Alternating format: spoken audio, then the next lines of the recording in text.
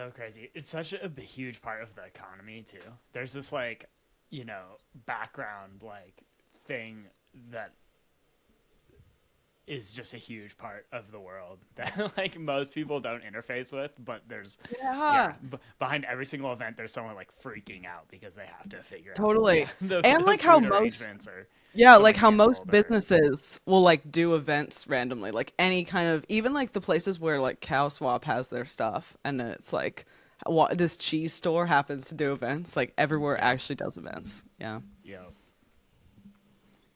Okay, we can Yo. do this now. So are we gonna are we gonna talk about DAOs or not really? Yeah. While you guys have been chatting away, I've been pulling up. Aw. That sounded so condescending. I didn't mean it to condescend. We've just been roasting you over not buying a flight. Sorry, I so just booked 9 you're flights allowed. for the next 6 months. I'm just going to random places. I'm visiting every like- employee at Tally. It's like we checked the side channel. It's just like if I bought my flight, it's like a first class like $1,000 flight from Charlotte to New York City. It's like, oh, cool. Tommy booked. It's like he gets commissioned a private jet for Charlotte. Can you imagine, dude? I could see someone doing that. I guarantee you that's happened in crypto before. Someone is definitely, yeah. Guarantee you. Well, welcome to DAO Talk, episode 54, I believe. Frisian is back. Frisian was gone last week, right? Where was he last week? Oh, he was at the DRC event. Frisian, how was that? Give us a little. It was really good. I was in how it was, Stanford, so I was like, texting my parents because they're like, "Why do you work in crypto again? Please don't get arrested." So I just texted them. I was like, "I'm going to an event at Stanford," and they were like, "Oh, thank goodness, our child has been redeemed." But yeah, no, it was awesome. Shout out to Connor. Shout out to Kyler at the DAO Research Collective. I think they're rebranding to like, I forgot. It's like Decentralization Research Collective. It's better than that, but something slightly broader than DAOs, but still focused on DAOs. But they're keeping DRC anyway. I might be leaking alpha there too. But yeah, it was a really good event. The focus was kind of like off-chain DAOs or like IRL kind of DAOs and how decentralization technology can be integrated into like off-chain stuff. So there's a bunch of really cool examples like food delivery network. It's really cool, like it's like a community-driven K-pop band, which is like sometimes you're like, yeah, ONCHAIN is dead, but then you find out about this thing that's been going on that like 10,000 people or 100,000 people are involved in, and you're like, oh, okay, apparently that's happening. But yeah, there's this like K-pop group where they keep like revealing members and making decisions based on people's like, I think it's just like, temp check voting. I think I haven't dug into it yet, but there's like 60,000 people that have like bought an NFT so that they can like help decide what this K-pop group does. And it's like being run by this huge organization out of South Korea called Hash that has like really high level support and a lot of money. So that was really cool. They got a really good group, kind of mix of like industry people, academics. It was, we spent a lot of time, especially at Tally, in the kind of crypto native world. But yeah, there was, it was maybe only like, I would say 25, maybe to 30% crypto native people. Like Aaron from the Uniswap Foundation was there. Brennan, who is making this tweet, was there from Super Rare. But, there's also just a lot of people who are like, I research various things, including crypto, or I work in government and I'm exploring how to bring this in. There's a lot of talk about the intersection of co-ops and DAOs. I learned about electric cooperatives in the US. Super crazy. Like in the Midwest, the entire electrical grid is run by this co-op system that has like, 100,000 plus people involved. Super crazy. So yeah, it was very cool. Very like bullish and reaffirming that there's people building cool stuff in space. My high level takeaway is that like, in the bear market, the DAO space has kind of like receded back into like the most decentralized, most on-chain, most crypto native things. protocols like Arbitrum and Optimism and Uniswap and Aave. But I think this whole like IRL DAO experiment, like we saw with Constitution DAO and other such experiments, is going to come back. I mean, it's still there, but it's going to come back to the forefront for sure because there's a lot of people still building. Yeah, you tweeted this, I think, the day of the event, which is, I'm officially a multi-chain bro.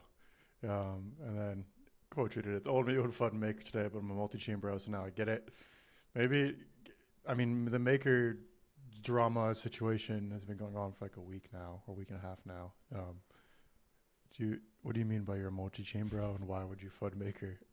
Yeah, this had nothing to do with the DRC event. I'm just a completely insane person, so I was just thinking a lot about the Maker announcement on the same day. Actually, I may have been in like an airport restaurant. May have been a beer or two deep when I was ripping these tweets, but yeah, this is like a whole nother conversation, and I'm not gonna go on like a 5-minute Frisian rant right now, but like I have submitted to the multi-chain world. I believe that it's going to be like the permanent future, and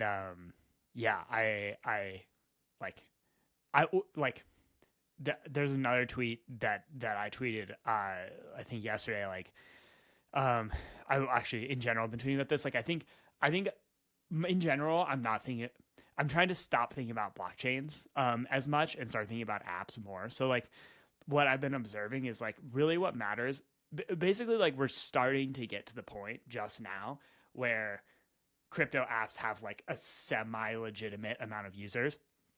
Like I think Uniswap, it's hard to say how many users Uniswap has because, you know, nobody knows what the ratio of like addresses to people is. But I personally think, you know, we're probably looking at like low 6 figures unique users in Uniswap. And like that's not a huge user base, but it's like a big one, right? Then you look at stuff like Farcaster, right, is probably approaching those numbers as well. Friendtech, maybe similar, right?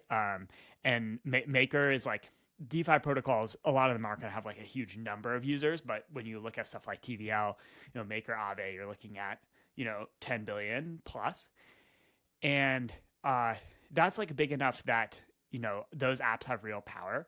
And at the same time, the blockchain ecosystem is kind of all converging to a similar architecture. There's a Bankless episode about this. I think it was like published early this week, but it was about how Ethereum, Cosmos, and Solana are kind of all converging to a similar architecture. There's always going to be important technical differences. Even within Ethereum, right? There's going to be rollups like Arbitrum, Optimism, ZK Sync, you know, more Scroll, more coming, where there's like different, slightly different implementations, but like ultimately, I think what matters is the applications and who has the users, and the apps are going to be the ones who decide what's happening underneath the surface. So really like the question of, you know, should Maker move to Solana, or I didn't even read deeply into what the plan is. I don't think they've like made that decision final or anything. I don't think that really matters. I think the only thing that matters is, you know, can Maker continue to grow or start growing again, you know, their TVL. So yeah, the entire like Rune Endgame plan is kind of wild. It's very like, I don't know. I'm always skeptical of like super grandiose visions, you know, from a product perspective. But at the end of the day, like my view on like whether makers should do what they're doing has nothing to do with like which blockchain they're on, and only to do with like, yeah, do we think they're going to attract more users and capital, right? Because I think we've entered that stage of the game, you know. Yeah, that's what I've been thinking about.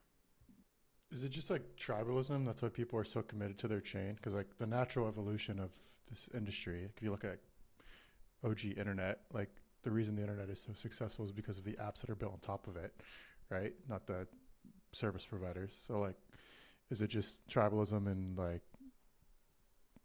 like financial connections to like owning that token? Like why are people so, particularly with Maker, but you see it across like every chain, like why are people so like, my chain is the best, no other chain matters, just don't use it or it's sacrilegious, you know? Like, is it just tribalism? Is that what you think it is? We got to hear from CHG on this. Yeah. I don't know. I feel like she knows the people. Yeah. she knows the Nah, people. nah. The people in the end game.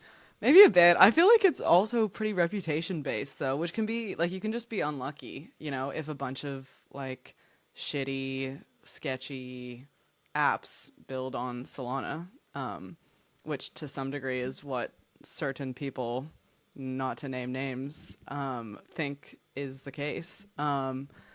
Then like I'm not gonna want to build my project that's legit on Solana. And I think when people hear MAKER DAOs thinking about moving to Solana or some other chains with reputations that aren't as strong as Ethereum's for one reason or another, largely security, or like people just grinding meme coins on them, like Base was at the very start, and probably not so much anymore.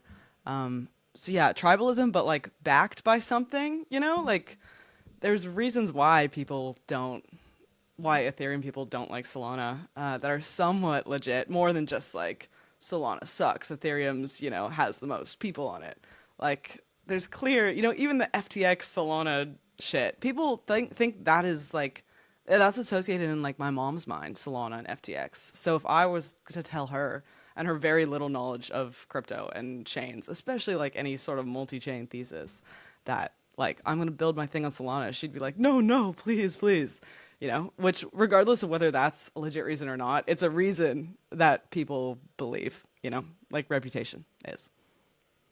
To me, though, that is like a driver of where people build, where builders build their apps. But ultimately, like if something like Maker, if a project like Maker decides to build on Solana, like that's what would then change that perception, right? So it's, people being like, well, you can't build on Solana because there's other crappy apps there and you're not crappy. It's like, well, not anymore. Maker's here, right? Yeah, I think it like brand and lendiness and security play a huge role. But like, it's been interesting watching the roll-up ecosystem develop, because like I do believe that Ethereum is, more secure and has like a better culture around security than a lot of other blockchains. And also just like for economic reasons, right? Like market cap drives security in directly in proof of stake systems. But like, that's really not necessarily true in the roll-up ecosystems. Like in Optimism, especially, right? Like what we've seen is, they have, they've made like different decisions around priorities, like what they're going to build first, right? And they've really focused on this like developer experience and also the culture around like the Optimism Collective.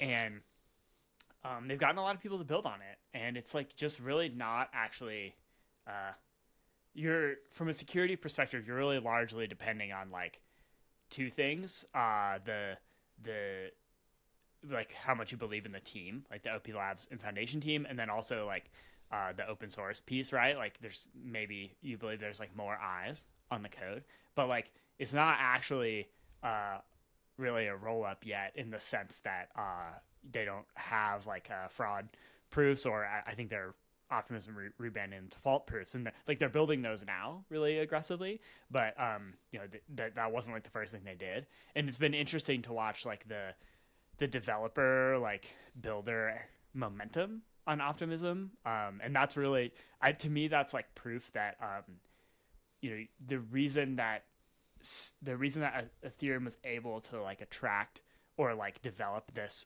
reputation for security has less to do with it being like technically more secure and more to do with the fact that it was like early and Lindy and attracted builder mindshare, and then has become more technically secure as a result of that. I don't know. It's kind of like a chicken and the egg problem, but I think one app, like a concrete example of this is also Optimism, right? Coinbase is like now building the fault proof system with the OP Labs team, and it's like, okay,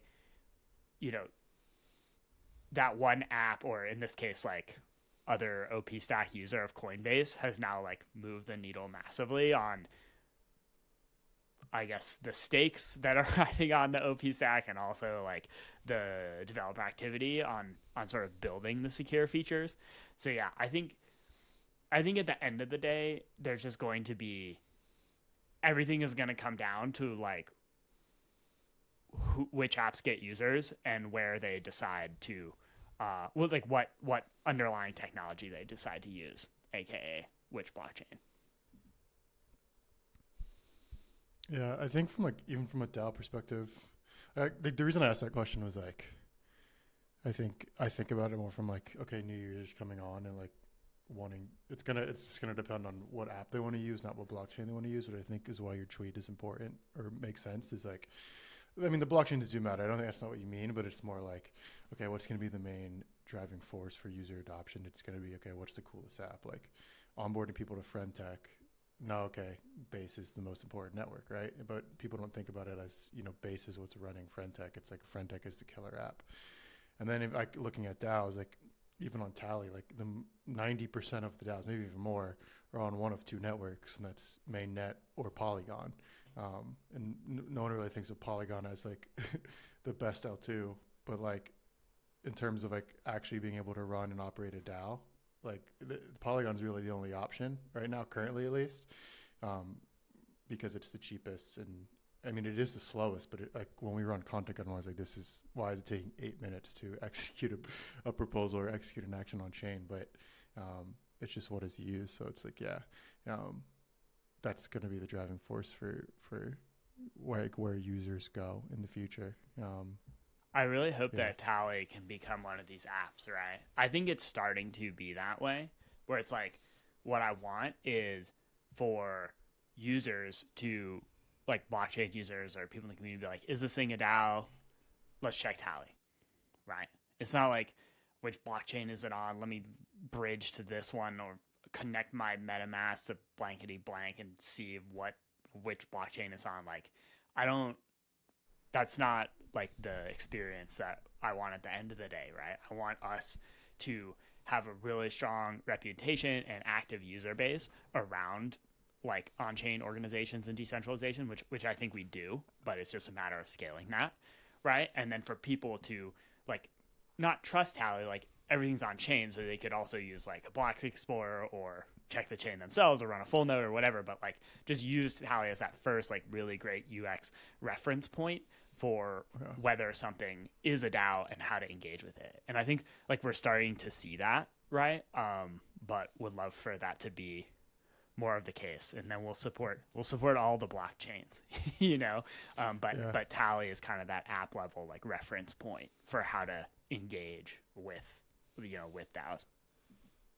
Yeah, it's almost like another layer of abstraction where it's like you're an app, but you're also not. Even when you're an app, you might have to choose a chain, like with Tally or something like that, where you're aggregating. You're giving the user you're putting the emphasis on the user to choose what chain they want to use. But no matter what you choose, we support all of it. So, I mean, that's another level to that game. But yeah, CSU. Yeah, Thoughts? I like that so much that can be like under the hood too, because I always think about like even when I first got into like deep crypto and just having like very, very elementary understanding of how you would pick which chain you went on, besides like, oh, this one I heard has 100,000 Twitter followers and they're on Polygon, so like that type of stuff weaving into Tally, with Tally just supporting all these chains, and you can make your choice based on like believing in Tally as an app or knowing Tally as a reputable app,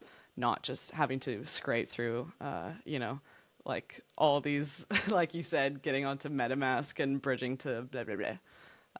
Yeah, it's really exciting. I am also with the multi-chain thesis, even if I have some opinions about certain chains, right? It's okay.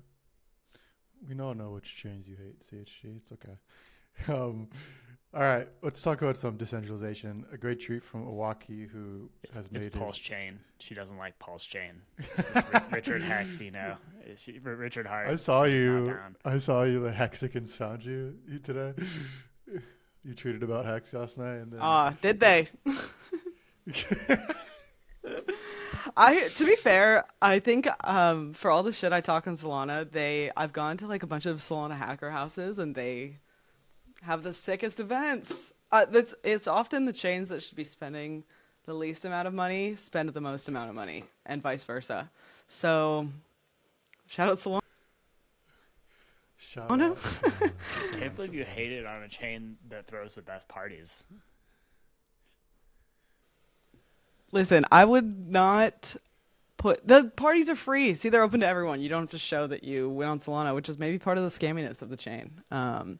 But yeah, you meet the people at the parties, and you're like, oh my god, dude, this. I met this guy, and he was like, meme coin rug on Ethereum, and then he's like, yeah, but I've moved on to greener pastures. I'm on Solana now, and it's like, oh, okay.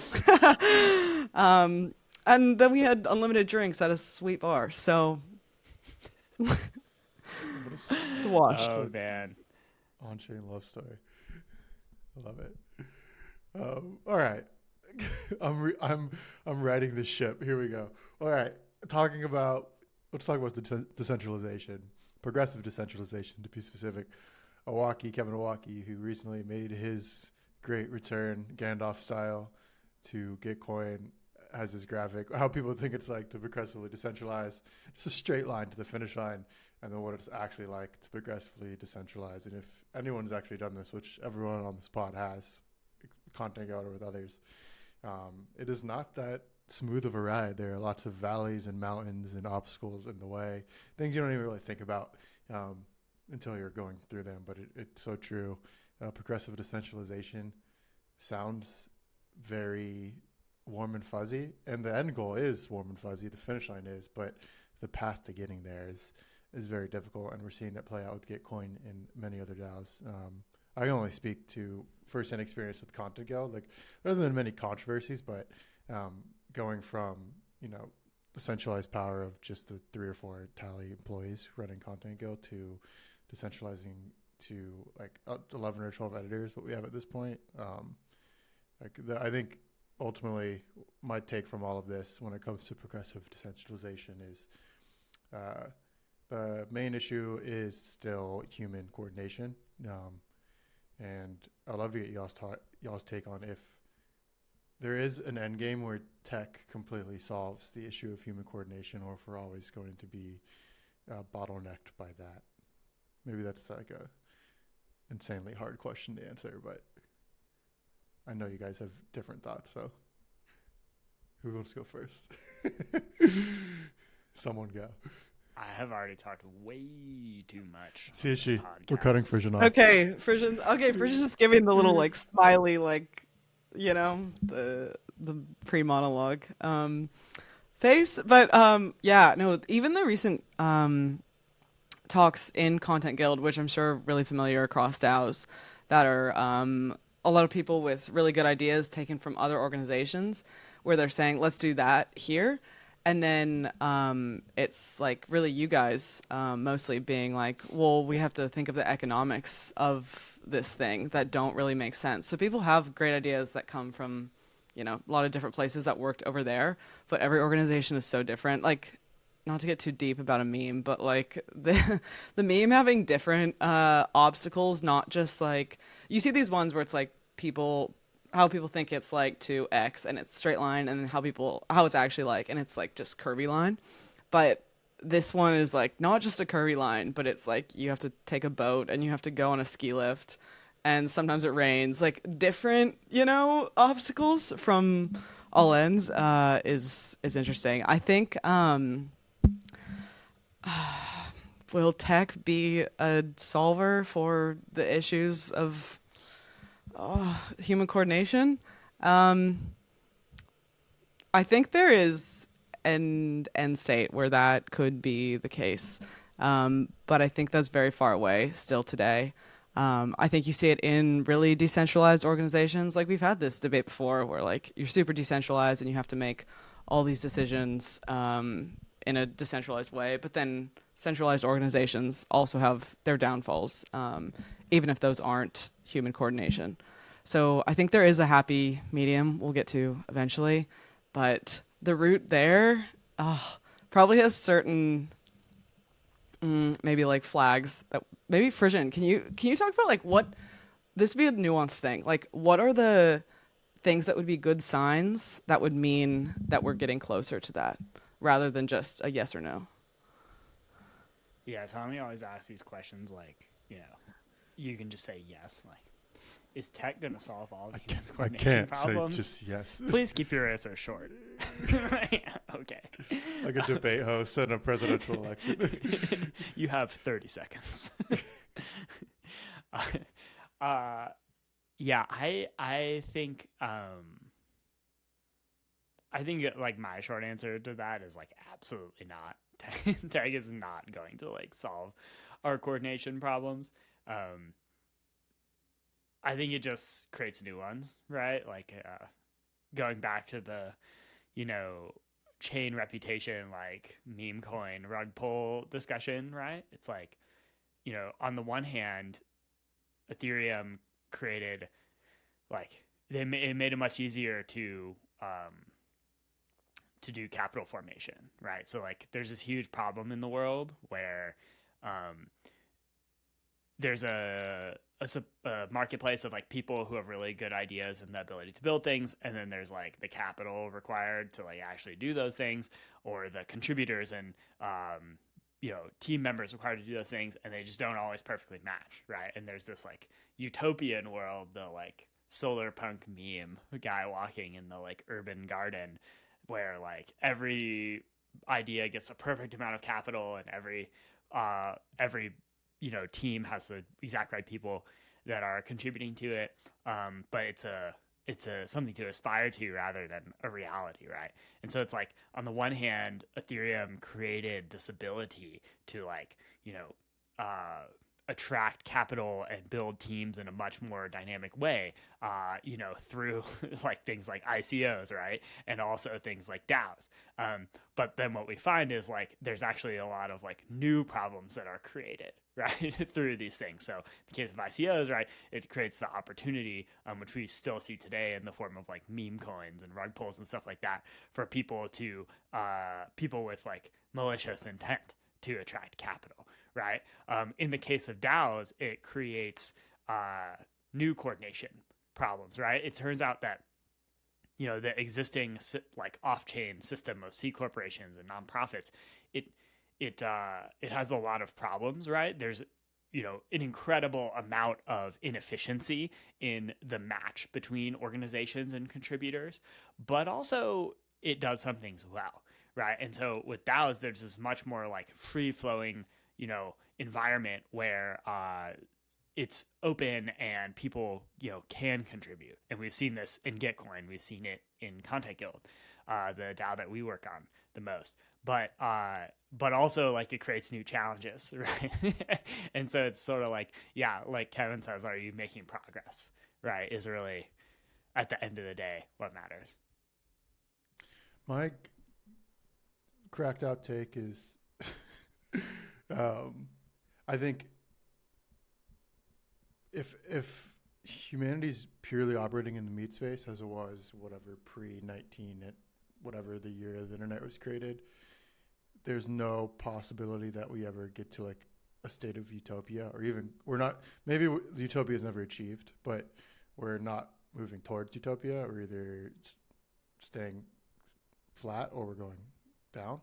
And I think this tech, where ideally, this is all ideal, not like what I actually think might happen. But I think once we onboard everyone into this technology, or, whether it be a blockchain or just internet access, whatever, I think that gives us the opportunity to stop going flat to down to trending upwards towards moving towards a utopic society or a utopian society.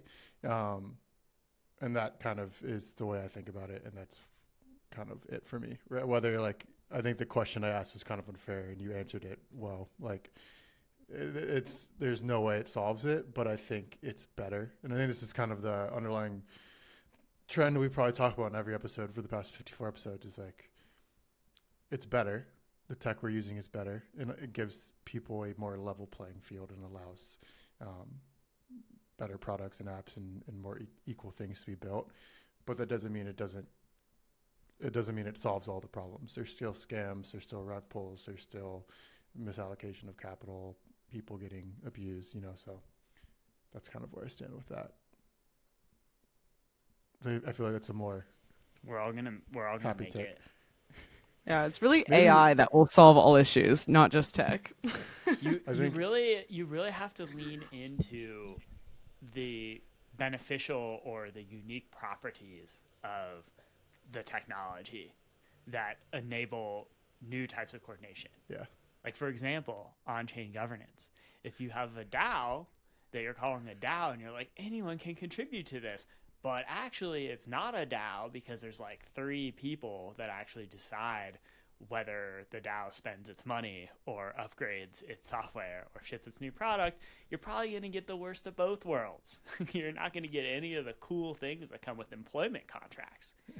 But you're also not going to get any of the security that comes from the blockchain, or very little of it. So yeah, TLDR, if you want the tech utopia, you really got to like use the cool properties of the blockchain, like Governor, which allows anyone in your community to exit if they don't like what is about to happen on chain, or to have a voice in whether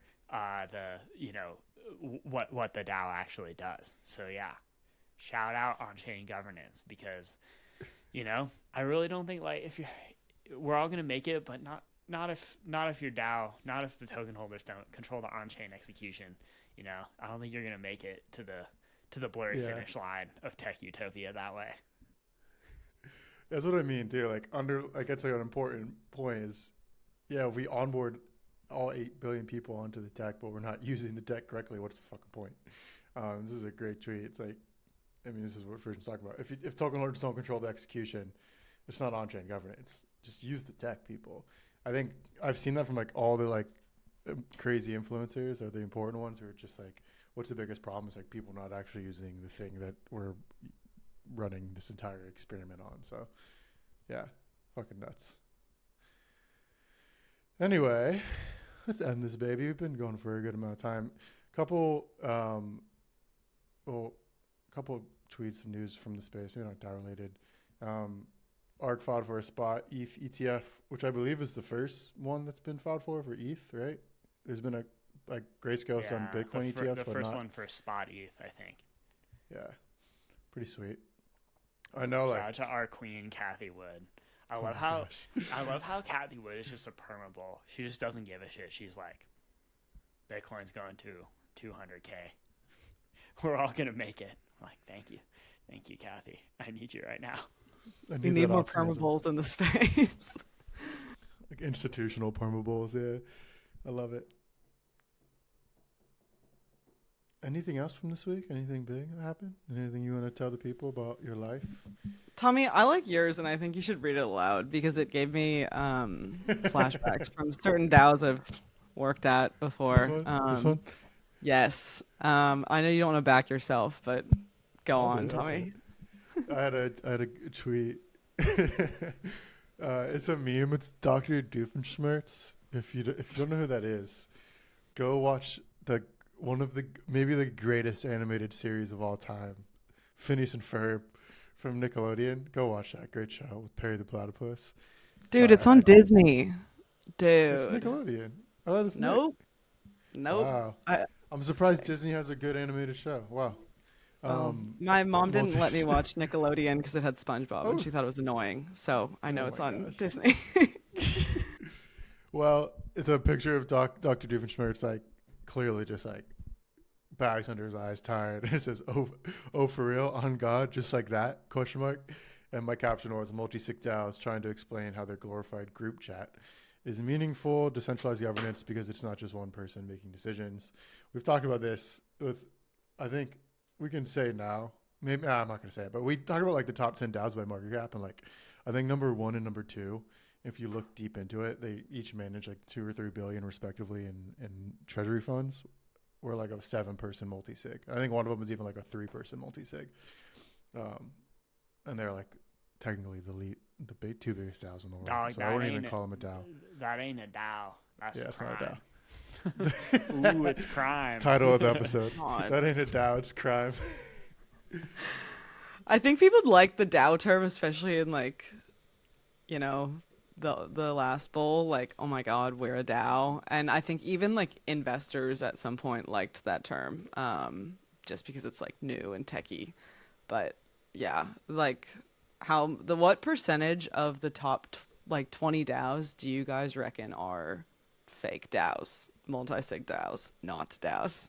Like, I don't really them out. want to actually go through them and call them out individually because I hope some of them will become real DAOs Yes. and use Tally. So let's actually not do that. I think a lot of them are. However, though. a lot of them are real DAOs though. Like, Yeah. yeah, it's gotten a lot better over time too. Like, yeah, just looking at this Most of list, these are, right? yeah. I'm not gonna Uniswap say is a who real, isn't, but Uniswap's a real yeah, DAO, we're Lido's a doing real it. DAO, Arbitrum's a real DAO, Maker's a real DAO, Aave's a real DAO. Synthetics, I think, it does a pretty good job. I think, yeah, their system's kind of complicated, and there's a lot of like election things that happen. I don't know how it works, but I Yeah. think it's basically a real DAO. So yeah, I think Curve there's is a real DAO. there's even like degrees to which your multi-sig DAO-ish thing is decentralized or a real DAO. Even when you're Yes. saying elections and stuff. So on the list of like DAO, real DAO, it's so much of a blur line to like very Yeah. decentralized and like, Yeah. very much a fake DAO, which are a few, but I'd say, far, far less than there were in the old days. Even like what I was saying, doing the Tally docs, when it was like so many are like DAOs not on Tally, and there were like 20 of them, and now 12 of them are on Tally or doing their own thing. I'm willing to call out ApeCoin. It's not even a multi-sig. It's stored. Apparently, the treasury is in Coinbase custody, which is just like, Holy dude, like shit. that's just like, What? how are you having people vote on this? Like, what are they What's the voting point? about? It's just With for the fun. Coinbase It's just custody for fun. account? Like, what is going on here? That's what I Dude, heard that's at least. hilarious. If they've improved that, feel free to blow me up on Twitter and I'll correct myself. Frisian is fudding ApeCoin DAO. Poo-DAO looks fun. Yo, I've been chatting with Poo-DAO in the Discord this week, Oh, Poo, sick. like, what I do you like do? these ones. I like the ones that just have like a few holders, like sub 20 holders. That is just like, it could just be you and your friends just like trying to decide what to do for the night. And like on that point, right? I want to be clear. Governor and Tally is just technology. Just because you use Governor and Tally doesn't mean that your DAO is decentralized. It's just a really valuable set of technology that you can use to make your DAO decentralized. So like, Content Guild, when we first launched it, was used Governor, it was on Tally. The token holders controlled the execution, but it wasn't decentralized because it was like 4 members of Tally, right? But now it has become decentralized because there's 11 editors and the Tally people can't just make it reach quorum, and we have other types of decentralization filtering in, like Tally is no longer the only funder, and we have other clients, right? So there's lots of different types of decentralization, and Tally is just a really helpful tool for getting there. It's not like, oh, you use Tally, now you're decentralized, right? So yeah, I think, it's still a nice step up over a multi-sig, because even if you only have like 9 people and, it's pretty easy to reach quorum, at least there's like more transparency, and like everyone who has like, it's a more scalable process, I guess, in a lot of ways than like a multi-sig transaction. But yeah, just, is PayPay Cash decentralized? I don't know. I mean, they do have 250 holders. Requires like digging in. Who's to say? Really? It would require digging in to really understand that. But I will say that like, even using Governor and Tally is probably on some level like a positive signal, because it just creates a lot more transparency into how changes are made. So yeah, would be interesting to dig into this, but I'm certainly not claiming that every person that uses Tally, every DAO that uses Tally is like super decentralized. There's some great DAOs on Tally. People have some great names. Well, anyway. Bear market's over. This has been DAO Talk episode 54. Reminder, I don't know if we've announced it. Maybe I think we'll have it announced by tomorrow. But we're throwing an event in New York in 2 weeks. 2 weeks from today, actually. An on-chain gathering, a night of just a gathering of all of Tally's greatest friends. If you're not invited, because we're inviting a lot of people, there'll be an opportunity to buy a ticket to attend. It'll be a mint that is live tomorrow. It'll be linked in the show notes, most likely tomorrow. If not, on Saturday, I'll update the description. Everything we talked about will be in the description as well. Make sure you subscribe to the Tally newsletter. That is linked in the subscription as well, written by wonderful CHG. Anything else before we peace out? I think that's it. No? Peace. Peace.